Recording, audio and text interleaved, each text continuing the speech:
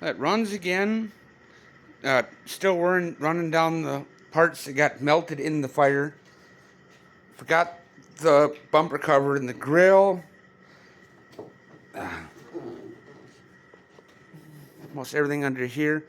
There was a wiring harness for the AC that isn't here, that I have ordered. This upper cover, covering the bumper, is missing. And the upper radiator hose.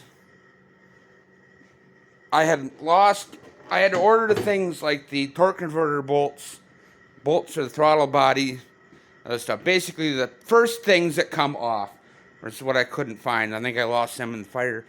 But just the idea that the building burned for a couple hours, but it was December 24th. It's -10. They're spraying water. It had a car cover on it. The cover covered it, and the water encased the rest in ice.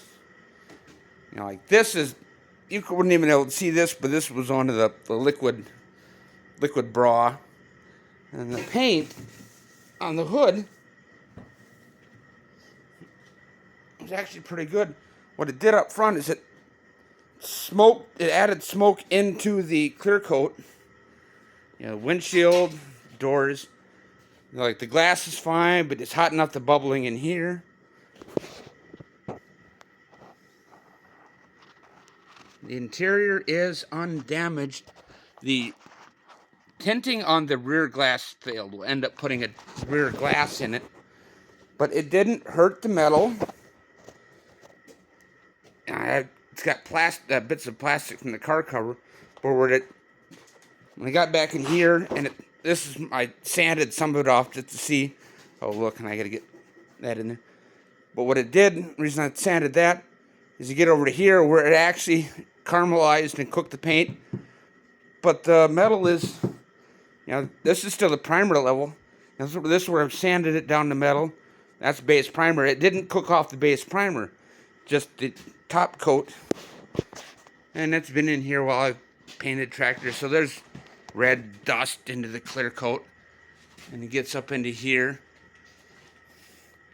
I was telling the boy, like, what you should do is just clear coat it just the way it is. Just driving around like a fire car. I mean, the patina and the unique story of why does it look like that. But we're going to paint it. We'll make it all shiny and new again. And it's just nice that it runs, it moves. Still running down some parts, but we're getting close. I changed the oil and had kind of a silver. It wasn't milky like I'm used to, but more of silver. He got a good deal on a used motor. We'll see how good of a deal that was. I'm going to try some K-Seal, which I've found to be really good at fixing the head gaskets and stuff like that. And I've seen it do some wonders, so we'll try that. Nothing else. Putting head gaskets in and going through a running motor is way more easier than trying to build one where you have sent the piston up the top of the deck, the rod outside of the block on both sides, the oil pan and the windage tray, and then filled everything full of metal shavings. That one was beyond.